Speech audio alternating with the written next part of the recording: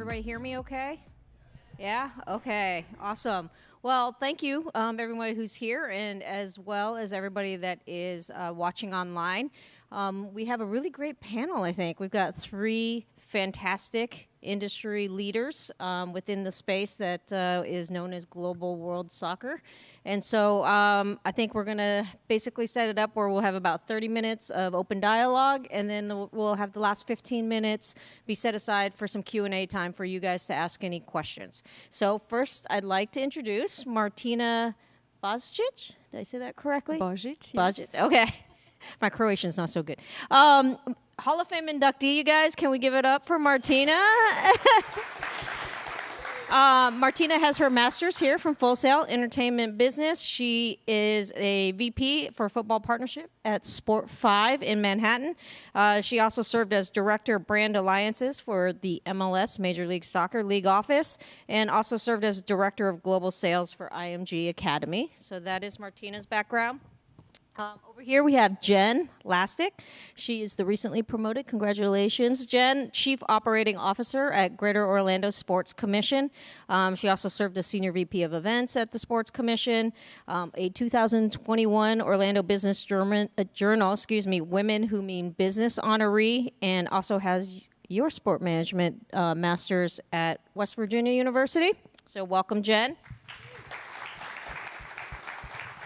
And then Marcos over here, consultant and project lead with Major League Soccer and specifically the League's Cup. Am I correct in that? Okay. That's right. Also, VP of Digital and Communications for Orlando City Soccer Club here locally. You've worked a number of World Cups and Olympic Games, and you also sit on Full Sail's Program Advisory Committee for the Sports Marketing and Media Degree Program. So for all you sport marketing students, Marcos has a big hand in terms of the curriculum and direction of how and the content that we serve up to you guys. So welcome, Marcos. Thank you. All right, so let's jump in, guys.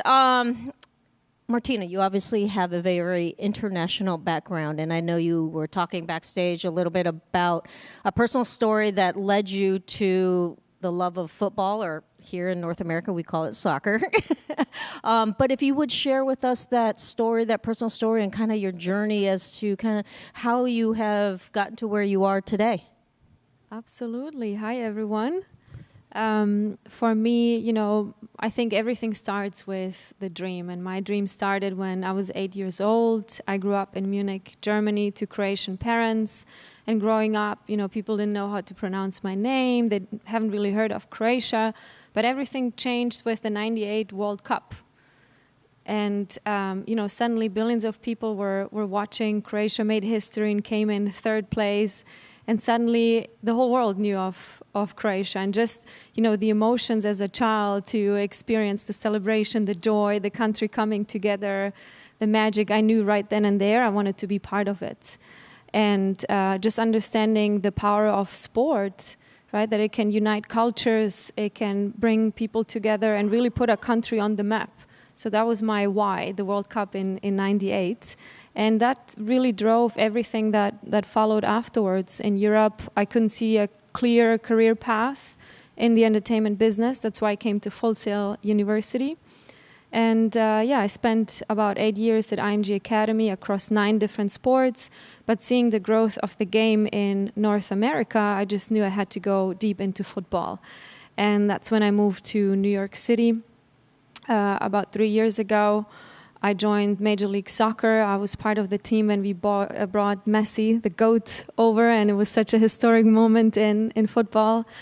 And now at SPORTFIVE, I am driving the growth and the commercial efforts for the NWSL, for the FIFA Club World Cup, and the World Cup next year. So, yeah, it's my why, it's my driving force, and it's why I'm here. That's awesome. That's awesome. Marcos, you have a little bit of similar international background. And can you speak to some of the unique career opportunities that are available to students, alumni, due to the globalization of soccer and sort of the rocket ship that soccer is on here in North America, but also, you know, globally? Absolutely. Thank you, everyone watching from home, audience here. Let me just start from saying happy Women's History Month to you. Thank you. And yeah, and I wanted to say that because it's so important.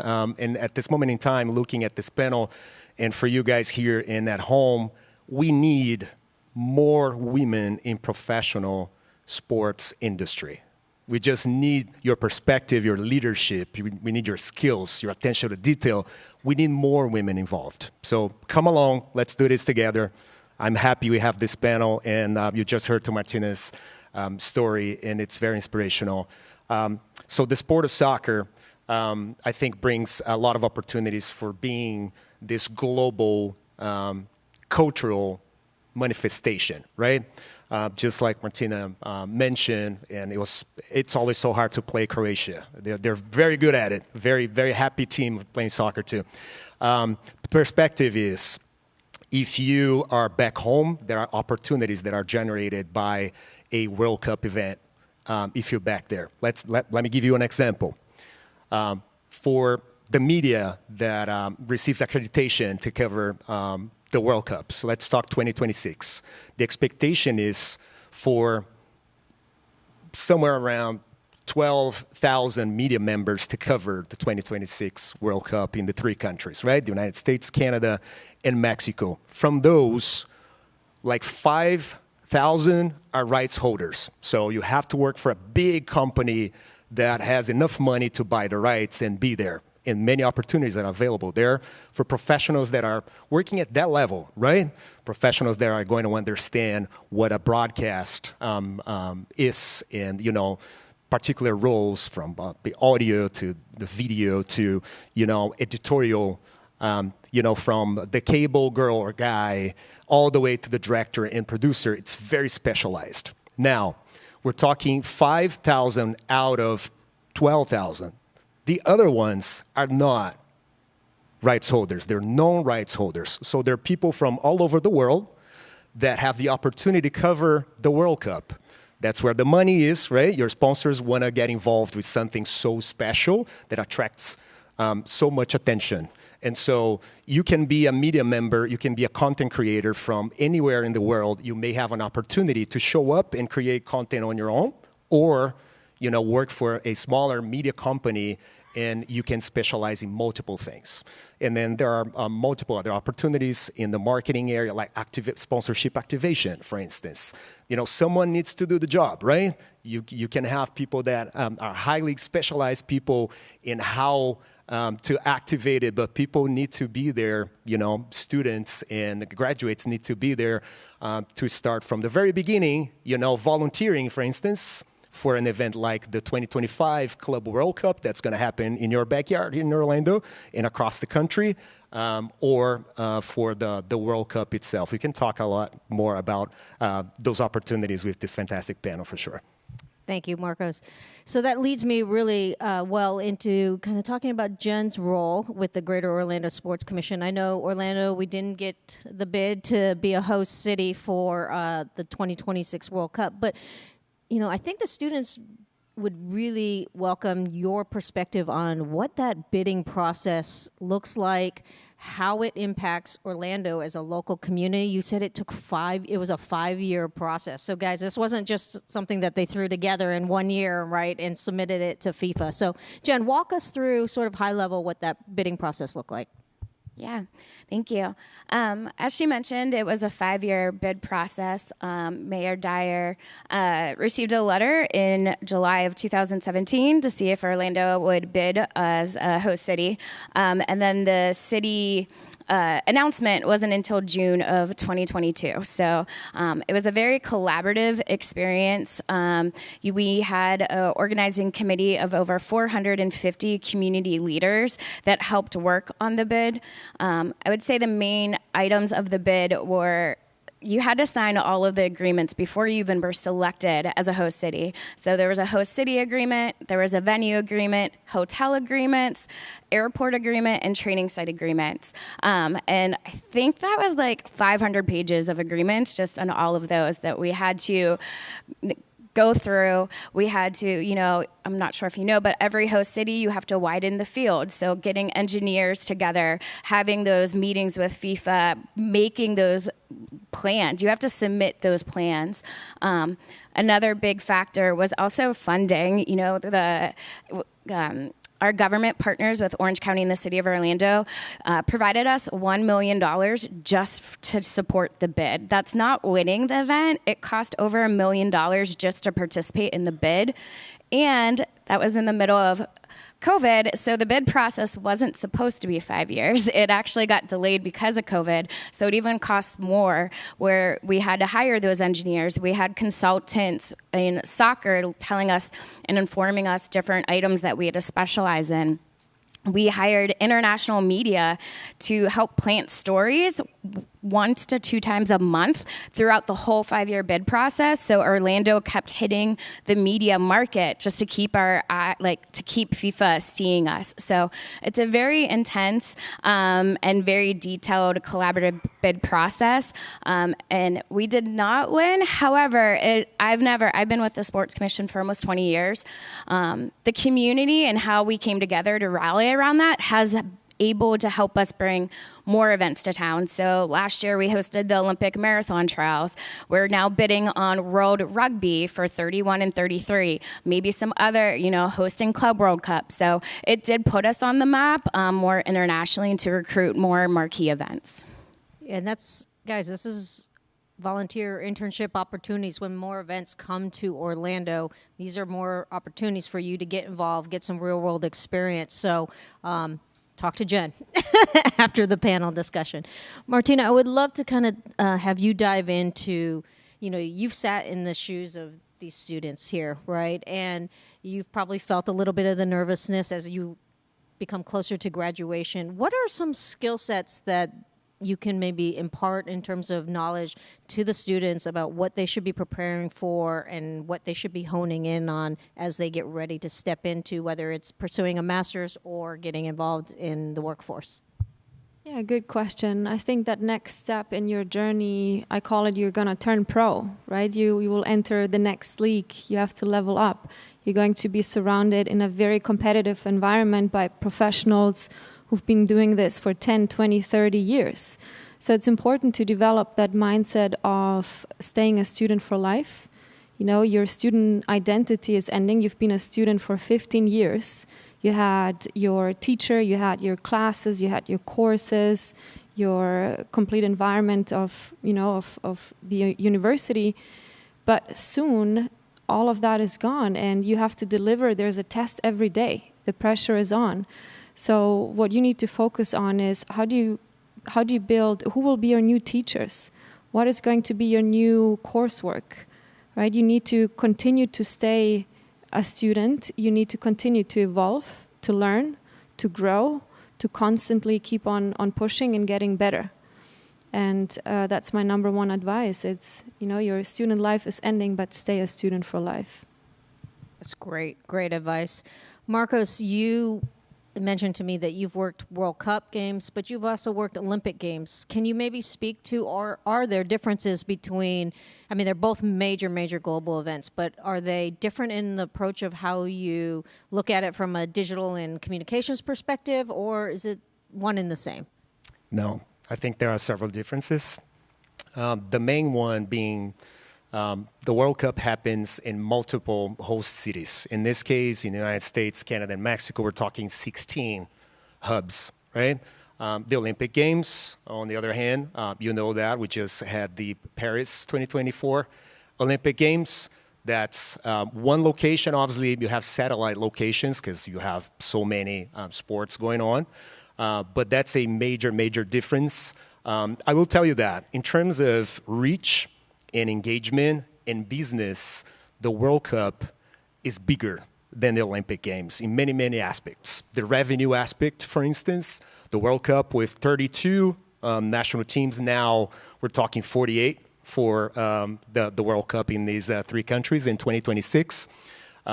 In terms of hospitality too, the World Cup is bigger. And then you can imagine the opportunities that are around hospitality, transportation. Those are challenges too, right, Jen? But are challenges that translate into opportunities for every single one of you. One instance is you don't have to cover the World Cup or the Olympic Games to work in this pocket of opportunity and become a pro that's going to learn so much.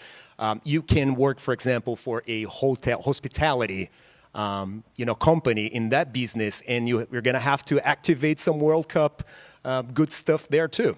You're going to have, their sponsors, the company itself, they're going to have events, they're going to bring people, and they're going to host, conferences, things like that. You're going to learn so much out of that.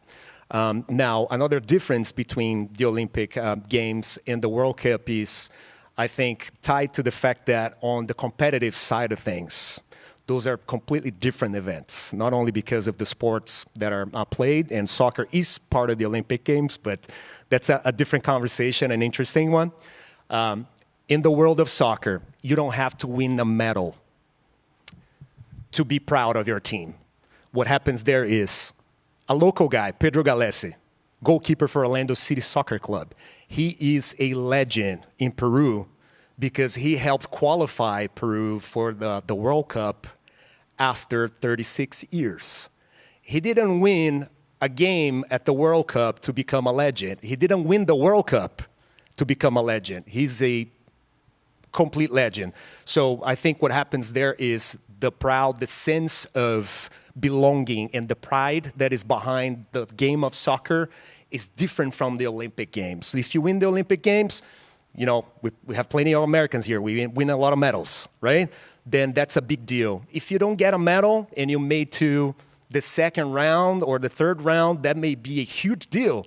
It doesn't do much of a favor for you sometimes. So I think the opportunities that are behind the World Cup also have that weight for countries around the globe that the Olympic Games don't necessarily present.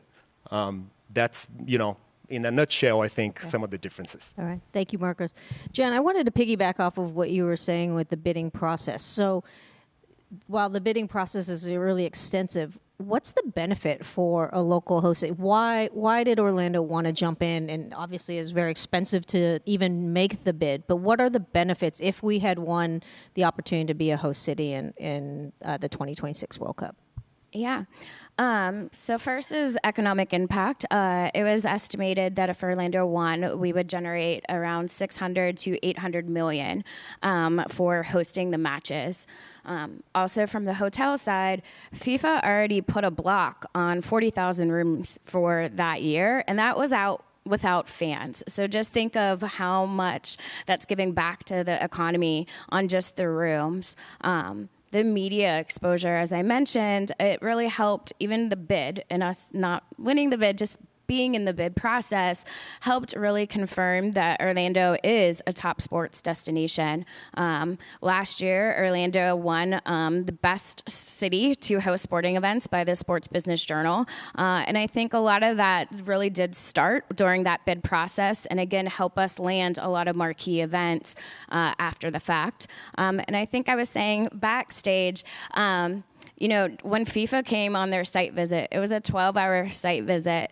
It was the hardest thing I pulled off besides the Olympic marathon trials. You have 12 hours to showcase Orlando to 20 to 30 FIFA executives. And I don't know if I've ever been in a room where Universal and Disney are sitting side by side saying, we will do anything to win this. So just even having the community, that opportunity to bring the community together was also another win, and seeing how much we can band together to continue to bring these sporting events here. Because it's great to bring tourists here and have the tourists come and see, but it's also great when we have, businesses here and we're providing this experience for their employees as well, where you could come and see these matches in your hometown and you don't have to travel. So there's just so many benefits to bidding on these marquee events. Thank you, Jen. That's great. Martina, we were talking backstage, and that you one of your roles at SPORTFIVE is really to start to push revenue and growing strategic partnerships for women's professional soccer. So I'm going to segue a little bit away from the World Cup, but I do think this is important because the Women's World Cup is also right around the corner too, and USA is trying to put a bid on it for 31. Yes. So obviously, women's soccer is on the rise.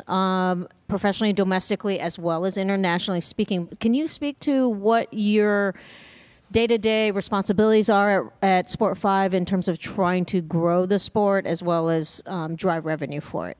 Of course, yeah. Women's sports in general had a moment a few years ago. And then from moment, it moved to movement. And the driving force and the engine behind this was the WNBA and the NWSL. And what we are trying to achieve now is to create from a movement a norm, right? We want everybody to watch the NWSL in the same way as we watch the MLS. And there are several factors for that growth and to make it the norm. Number one is, of course, the media deals, right? We need to be able to watch it on TV, on stream. And the NWSL had a historic media deal that they closed last year. So now you can watch all 130 games on TV and on streaming. And then the next step is sponsorships and partnerships, which is what exactly my role is. So I need to find partners who believe in the NWSL and the growth and who help them to get to that next level. So my day-to-day really looks like I'm speaking to CEOs and CBOs for brands who are on brand with the NWSL. So who's the challenger, who's the innovator out in the industry. And then we need to find authentic ways how to incorporate the brand into the soccer ecosystem. And the key here is really, it's all about the fans. And in my role, the first few months, what I did is I just studied the audience. Who is the audience? And I saw it's a lot of families. It's completely different than the MLS audience or the global soccer audience. So what are brands and companies that the audience would enjoy? Because they're so passionate about their favorite athlete, about their favorite club. So you try to find authentic connections between a company, a brand, and the audience, because that's ultimately where you want to land. So yeah, my day-to-day is very mixed. It's between going to the games and studying the audience, but then as well identifying the right brand, the right CEO and CMO, and find creative platforms and ways to incorporate them into the game. That's great. I love hearing that. I know we're kind of wrapping up on our 30 minutes here, so I'd like to just close it out before we start the Q&A section. I always like to ask this of people who've been working in the industry, whether it's entertainment or sports industry for a number of years, because we can get very bogged down into what our day-to-days look like and the weeds of things, but we want to look back, and I know all of you probably have a very big passion to give back to the students and the next generation of sports industry leaders.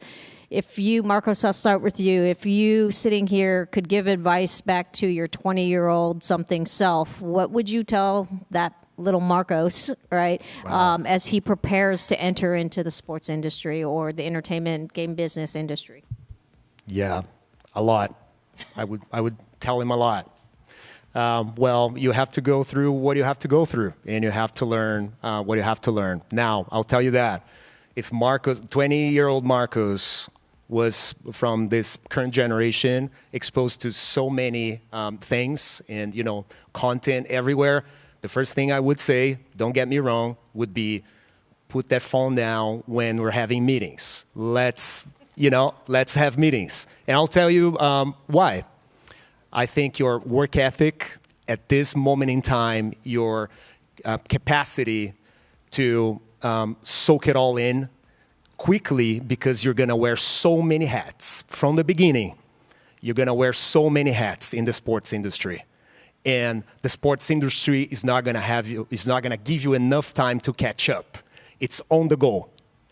So I would say, let's soak it in. The best way of doing it is looking at professionals like this, and you're going to have a lot of mentors along the way you can definitely connect with, ask questions, and be your best self in the moment.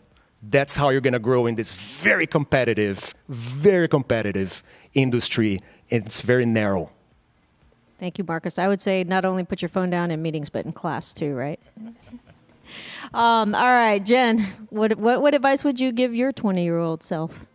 Yeah, I would say two things. One is get out and get experience. I know I learned of different departments that I did not want to work in after doing some internships. So making sure that you get out and try different areas. And two, advocate for yourself.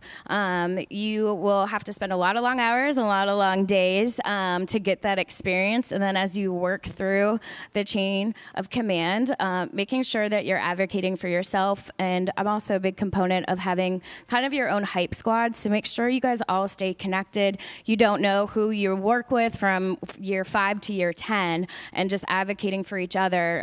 The network, and it's such a small world, and you will always be, running into each other. So advocating for yourself and each other. That's really great advice. All right, Martina, close us out. What wise words do you have for our group here? I would say the obstacle is the way. It isn't in the way. Turn your challenges into opportunities. Once you have a problem, you have to find solutions to fix it. You have to go deep in it. You have to do your research. And all the challenges that I was facing when I was in your shoes, English is my third language. I need a work visa to stay in the US. I'm a woman in a male-dominant industry. All these things that I thought are against me, and an obstacle actually is what defines me and shapes me and made me stand out. So turn your challenges into opportunities. Thank you, Martina. Well said. Well said. All right. So I'm going to throw the floor back to you guys. If any of you have any questions, we've got, one in the middle. We'll kind of bounce around here. Somebody have a mic for my student here in the middle? If you wouldn't mind, say your name and then maybe what degree program you're with.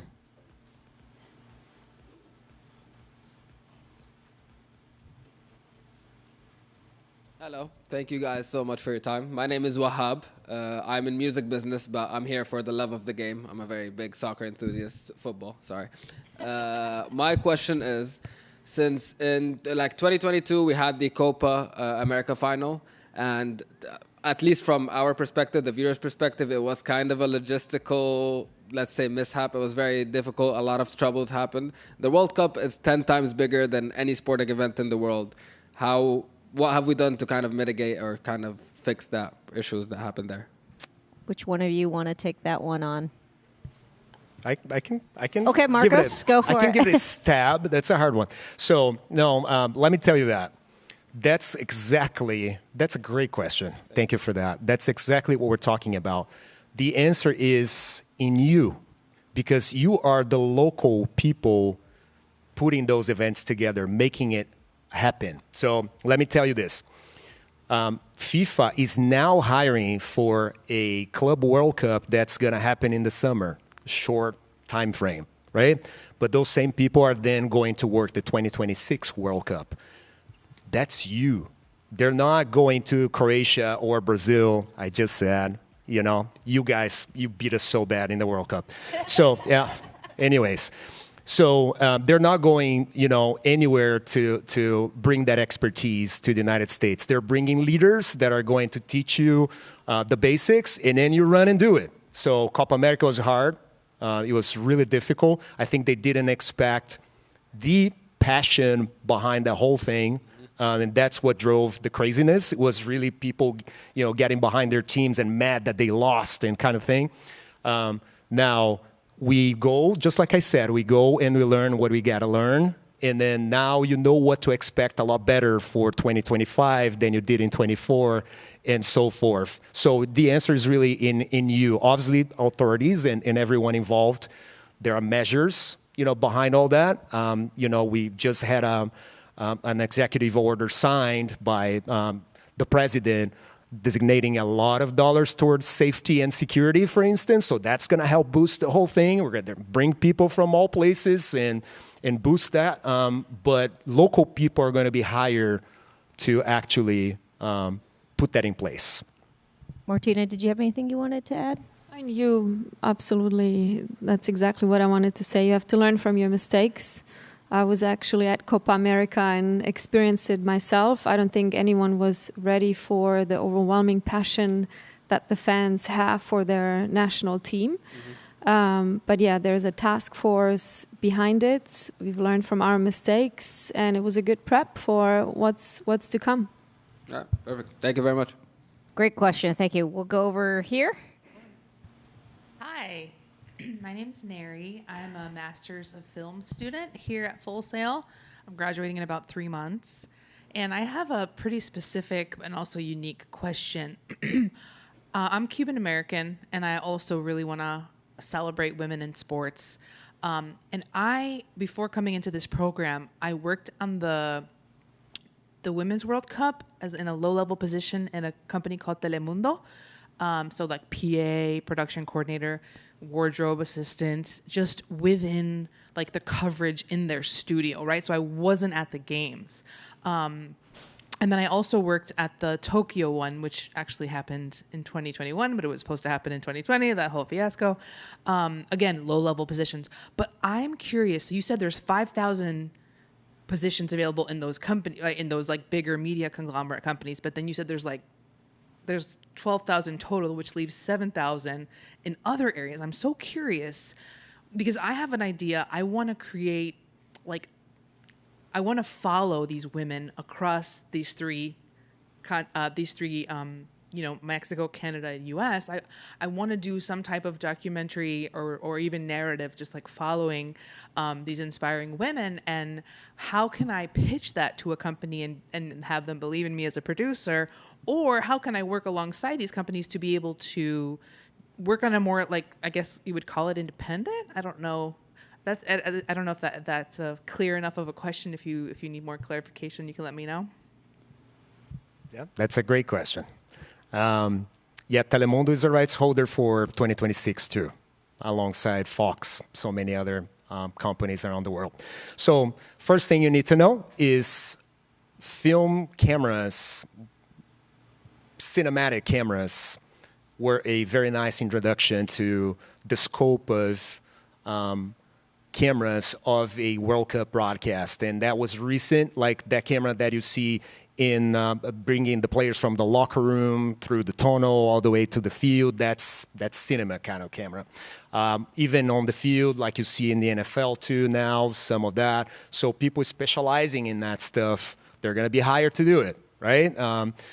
The second thing is for your question regarding media outlets, you need to be official, right? Like a content creator needs to establish a company, have a track record to be able to get an accreditation to cover such a great event. Like it's an international investigation when you apply. They want to see who you are because at the end of the day, we don't want anything crazy to happen and we want to keep people safe, right? So they're going to go through your track record. And then you're going to be able to cover either the games themselves, all games or some games. Sometimes you're approved to cover some games, but there is a whole opportunity that is not happening exactly inside the stadium, right? You have millions of people around the world, and you have thousands of people, hundreds of thousands of people around the stadium. And documenting all that and the impact that those star players and those teams have in them is also a big deal. So I think those media companies need people like you with big ideas because they need to sell that inventory that they don't have just yet. So you're going to create inventory for them. They're going to find a sponsor for it. And that's one opportunity. But the other one is you can definitely do something like that greatly and then sell it and make a profit out of something like that. Okay, thank you. All right, great question. All right, we'll go over here. Hello, I'm Jose Escaramacha from the Sportscasting Certificate Program. I recently graduated. My question goes in the same way the lady was asking for community content creators. Even when I live in Atlanta, so I got lucky and I want to have 8 matches from the 2026 World Cup happening there, and a few, some of them also for the Club World Cup. But from that perspective, from the local community, local content creator, what would be the best way to go to turn some eyes on the work that we are planning and that we are doing? Because it's kind of like, what was first, the egg or the chicken? So we need to produce some content, obviously, and we got we just got educated to do so at a very independent way, but you need some exposure, some eyeballs on that content, and for that you need a budget to promote it. and people won't invest on something that is not aired yet, or basically doesn't have any kind of background because you're recently graduated. So I don't know if any of you have like an idea how to get some eyeballs and obviously get some backup to start producing that content that will obviously get more and more audience to unpopular, quote unquote, sports in the US that is growing its audience year after year with the local tournaments and obviously what the national team do.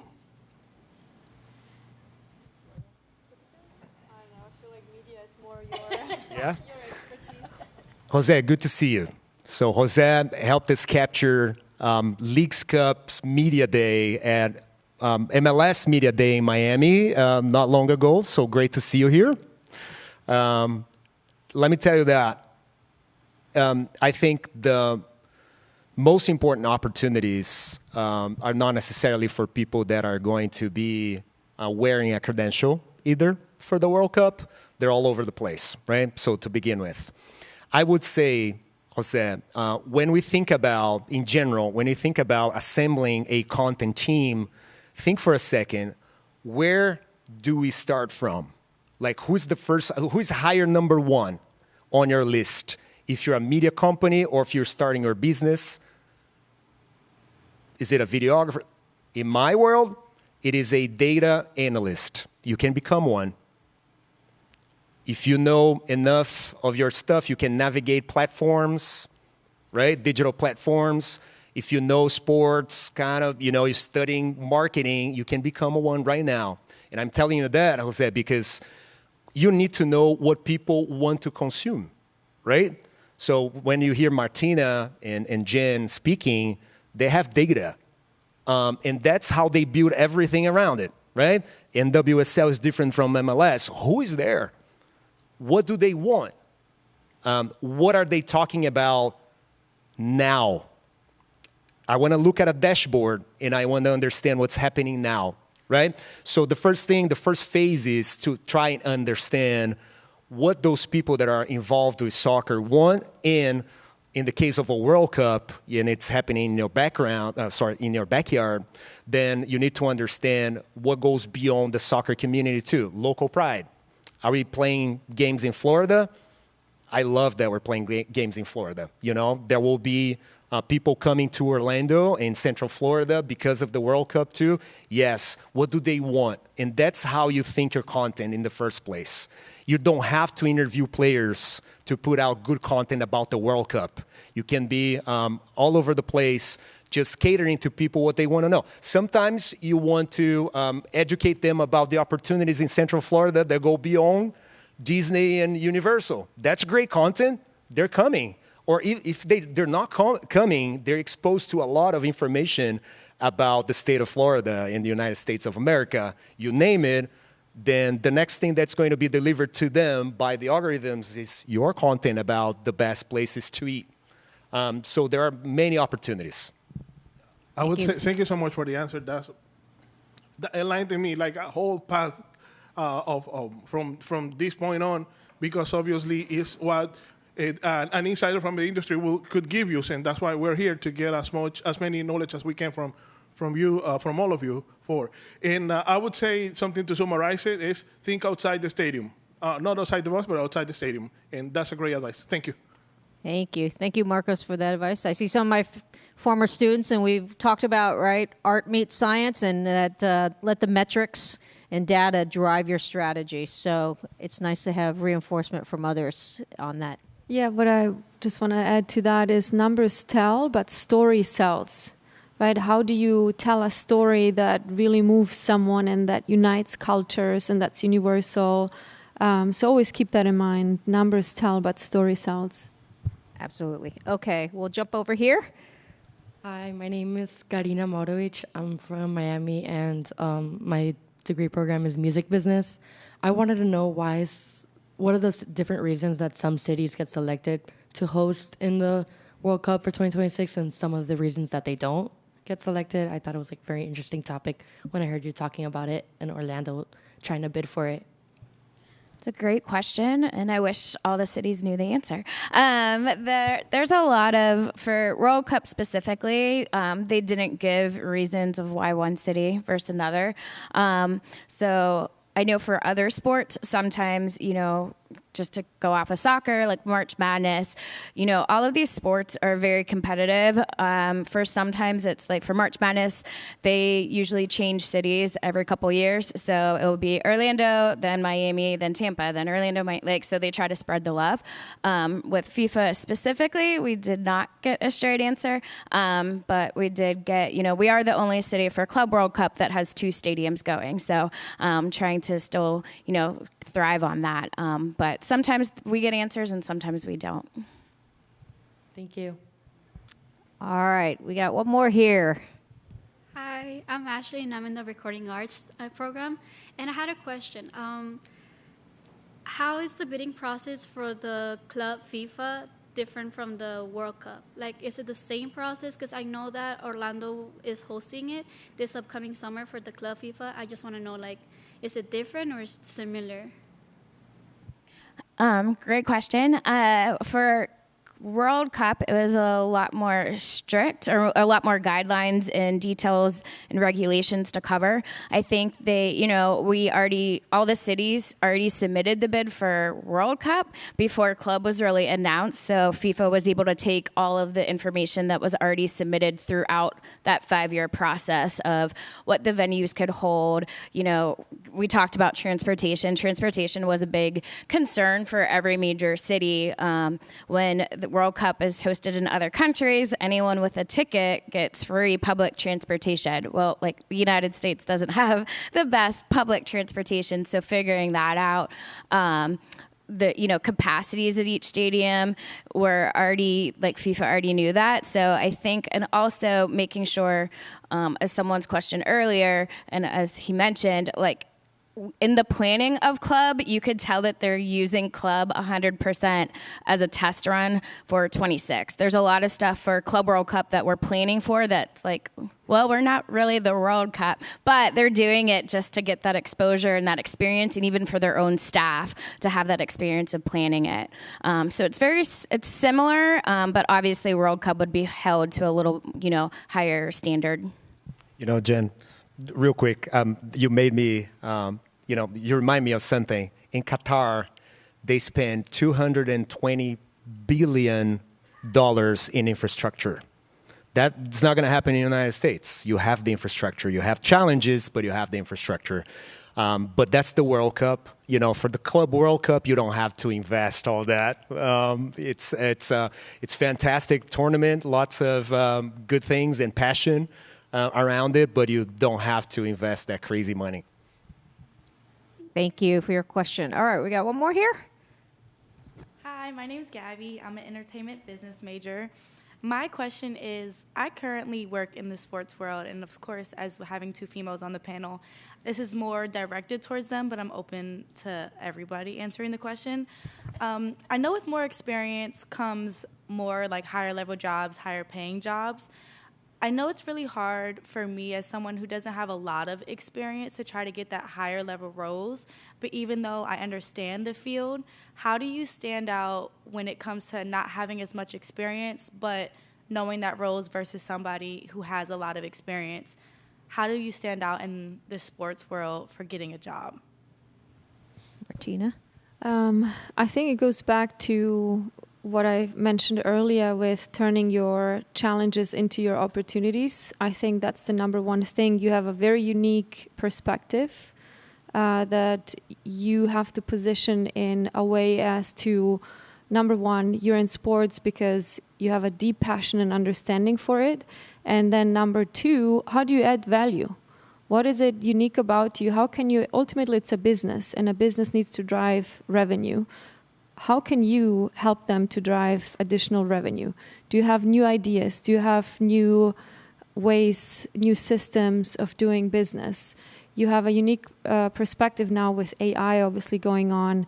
You will be younger than maybe other professionals, but what's something that someone else wouldn't know? You're here in entertainment business. You can tap easily into film, into music, into gaming, into esports. You can connect the dots from other industries, not just sports. Yes, you need to be obsessed with sports and the job description, but can you connect the dots in a unique way that no one else can? And then through personal branding, pay it forward.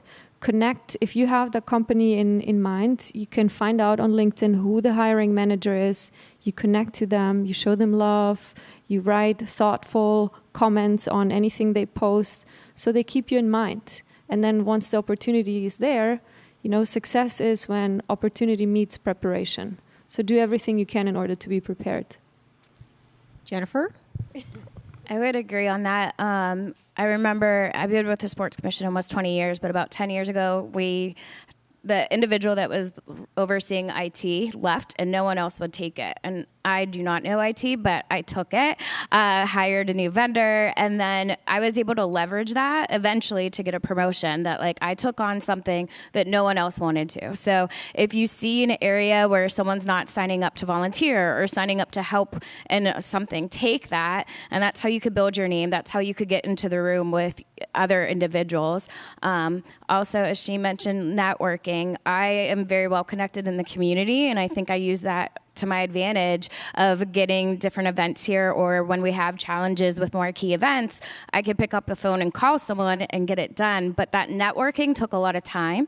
It took a lot of intention. So as I've said before, making sure you're advocating for yourself and for others. So when you do need, help getting into the room or getting a different project, others are also, advocating for you when you're not in that room with them, to bring them with you, to help them bring you along.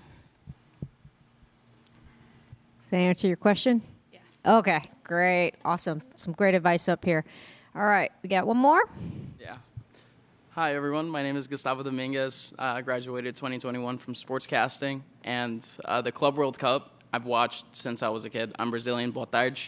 But again, huge fan of the Club World Cup growing up, but not so much the rest of the world. There's a lot of leagues, there's a lot of countries that don't get so much of that international exposure, and through the Club World Cup, they get it. So that being said, are there some unique challenges and potentially some unique opportunities that marketing the Club World Cup would have in comparison to the World Cup? That's a great one. Marketing the Club World Cup, right? I think the Club World Cup brings a very important perspective. That is, if you are in mature markets, mature soccer markets in Europe or Latin America, across the world, in Asia, what happens is you have more attachment to your club, specific club, than anything else. It's kind of religion in Latin America and in Europe in many ways too. And so it's not exactly about one star player, even though you love that player while that player plays for your team. It's your club, right? So to those people, the narratives are there. They're ready to be told, right? It's pure passion storytelling. And so and that's not necessarily the storytelling that's going to work for the rest of the country, right? If you are Mexican and Puebla is playing the World Cup, the Club World Cup, but you support Club America or Cruz Azul, you don't want to hear about it too much. You want to see them fail, right? But sometimes if you're a huge fan, you're going to be tuning in and you're going to be watching those games. Whether in the World Cup, and we have this panel and we have these fantastic professionals here. The World Cup is the big deal when it comes to female engagement. The World Cup, not so much the Club World Cup, because of the attachment, the sense of belonging to that country, right? It's a national thing. Even though you may not be super proud of your country sometimes, if your country has problems and you're not in a great moment, that's the one moment when people come together across the world. And so that sets up a completely different territory for you to explore, right? Now, the last thing I can tell you is the Club World Cup is getting bigger and bigger as we go. This edition of the Club World Cup is going to be like no other. So if in Orlando, for instance, there's a huge opportunity to showcase what we in this community are about, the good things around our stadiums, right? The good things outside Disney and Universal property, even though those are great things.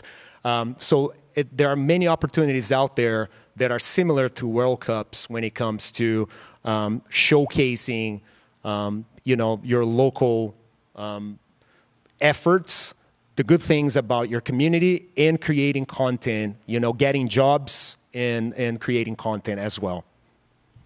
May I add also, I don't know how many of you know Visit Orlando, but it's, the tourism chamber for Central Florida. But we partner with Visit Orlando, and they have markets that they cater to year round. And a lot of these markets, as well as we partner with the Orlando airport, where they already have marketing dollars yearly put into these other countries that they're targeting. And now we're, double targeting these groups in these countries because their club might come here. So it's also working with those partners that already have marketing dollars already, set aside to bring tourists from those countries here, and then just adding on to it, oh yeah, and now Club World Cup's coming as well. I also think with marketing in general, knowing your destination, Orlando is just notoriously known to buy tickets last minute, and we always have to tell all of our partners that. So we all watch the numbers, and everyone's like, how's the ticket sales? And it's like, it will go up in the last 2 weeks, we promise. And it's just knowing that stat, and also knowing to let your partners know that when you are doing the marketing. Thank you. Thank you. Go ahead. Hi, YouTube moderator Jordan Smith, who's watching online, information technology and cybersecurity, is asking, what role does data visualization play in enhancing the fan experience during the World Cup? Data. Fan experience is a big one, and generates a lot of jobs, lots of jobs. So watch out. What happens is, everything that happens outside the stadium is experience for the fans. Everything that happens inside the stadiums is fan experience as well. So all those jobs that are going to pop up now that are, sometimes tied to sponsorship activations, sometimes it's just because, that restaurant chain is activating more and expanding for that specific moment in time. Hospitality, think about Brightline now and what's going to happen to their trains. Great timing, huh? People coming from Miami, people that watch the World Cup, they're excited, in vacation. They're going to come to Orlando back and forth. Sometimes they may stay in Orlando, enjoy the heck out of Orlando, and then go and watch the game in Miami and back. So those jobs, new jobs are going to be generated in that pocket too, right? They're going to need more people to operate all those trains and the new times that are going to put out. And there will be things outside the station, and there will be transfer to hotels and events, right? You have a number of fan events going on to, non-stop for the World Cup because of the amount of tourists that are going to be in town for those games. So I think the enhancement is not only on the media side, right? But it's also the day-to-day life. Media side, imagine having a game covered by 52 cameras, plus a number of cameras in the roof tracking players, 29 data points for every single player on the field, 50 times per second. That's your ratio. Imagine the technology behind it. Imagine the enhancement to the fan experience that you have when you watch a broadcast or when you look at social media from that perspective. So all those jobs are out there. And the World Cup's not going to stop in 2026. It goes beyond, right? And to add to the fan experience, I think the U.S. will add a whole other spin to the World Cup. I think the U.S. is the entertainment destination. I mean, with the World Cup, imagine it's like 3 Super Bowls a day for a month. It's billions of people watching. And we all know from American football, the halftime show is almost bigger than the game. So they will be including halftime shows into football, and compared to Europe or other parts of the world where it's all about the 90 minutes and what's happening within the stadium, whereas in the US it's all about what's outside of the 90 minutes, from the watch parties to the fan fests to the tailgating, the halftime show. All these components and elements will be included into the World Cup and create new opportunities. Thank you. All right. Right on time, 4:59. Thank you very much, Martina. Again, congratulations. You're Hall of Fame inductee. Jen, thank you so much imparting your local knowledge. And Marcos, all that you know about media and communications.